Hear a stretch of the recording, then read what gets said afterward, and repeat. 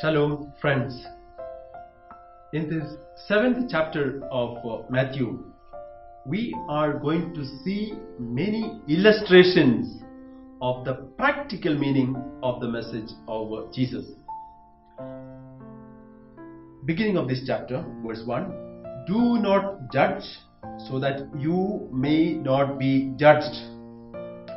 Jesus addresses a very down-to-earth issue of unfairly criticism of others. And in order to explain this in a humorous way, he gives us the image of a carpenter's workshop where a man has a big log in his eyes and trying to find the speck in his neighbor's or brother's eye. See, this is the issue of reciprocity. Even in our English language, we have an expression. People who live in glass houses should not throw stones.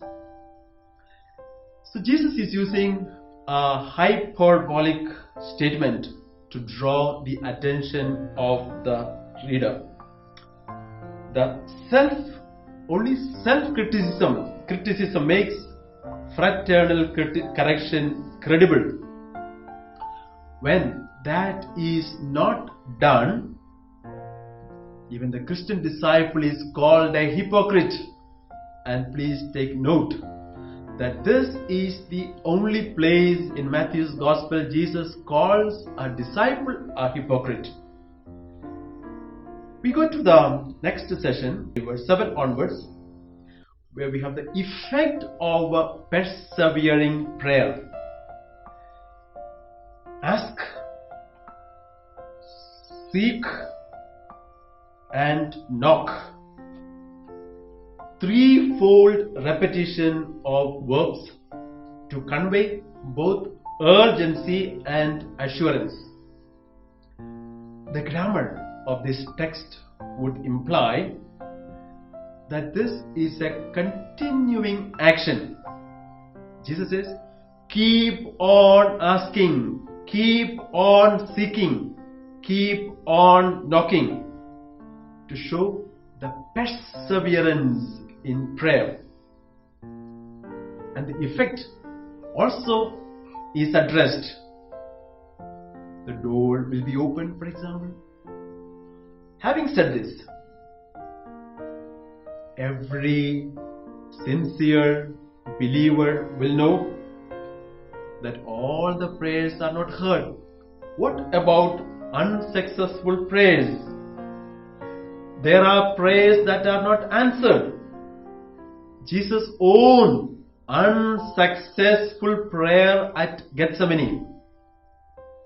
Jesus gives an answer to this with the image of a father who refuses his son.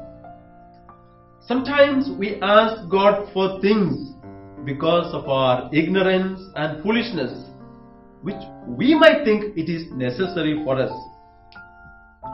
But Jesus gives the image of a father who knows how to distinguish between a fish and a snake that looks like a fish, or a bread, or a stone that looks like bread. So an experienced Palestinian father knows how to distinguish between the two, and not the inexperienced son. So God at times will refuse when we make such a foolish or immature request. God does not give what is detrimental and useless. Here again, the issue is the relationship between father and son. The promise of Jesus that God will respond to all our prayers is grand. But God is not a cosmic bellboy who is at our beck and call. God gives us good things and not just anything that we ask for. So God's care is far more than even the best human parents can give. He gives us what is necessary and what is good. This session has a kind of a mini conclusion in verse 12 called the Golden Rule, a piece of common sense and popular morality that goes back to 5th century BC, which of course was later used among the Greeks, Romans and the Jews. Do to others as you would have them do to you. This is the golden rule of Jesus. Others have given the silver rule in negative. Do not do to others, etc. We now come to the conclusion of the Sermon on the Mount from verse 13 onwards, where we have a series of antitheses, two ways of looking at reality and two groups of people. Jesus makes a distinction between two gates, narrow and wide gate, easy and hard way, death and life, many and few, sheep and wolves, good tree, good fruit, bad fruit, those who say Lord, Lord, and those who do God's word, house built on rock, house built on sand, and so on.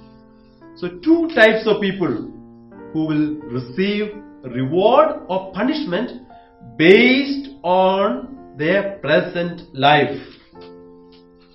So Matthew is going to tell us, so Jesus is telling us that his community, the church, is a mixed bag of true and false disciples. Only on the final judgment day we will be separated. We have a pertinent passage at the conclusion of the Sermon on the Mount. Issue is, who will enter the kingdom of heaven? Those who say Lord, Lord, or those who do God's will? Jesus says, the one doing the will of God will have entry. And this goes in line with the message of the Sermon on the Mount and the entire Gospel according to Matthew. In the first chapter we encountered Joseph, the just man, the righteous man, in Greek, dikaios, doing God's will. Doing God's will. And the entire Sermon on the Mount, we have come across this term righteousness, doing God's will. Therefore, calling Lord, Lord, it's more of a proclamation, orthodoxy, right thinking. But orthopraxis, right action, is preferred. And orthopraxis is better or preferred to orthodoxy. Now, at the end of the Sermon on the Mount, the evangelist tells us Jesus finished saying these things. So, chapter 5 to 7, we found that Jesus was powerful in words. And now in 8 and 9, Matthew is going to tell us how Jesus was powerful in deeds. May the peace of Christ be with you.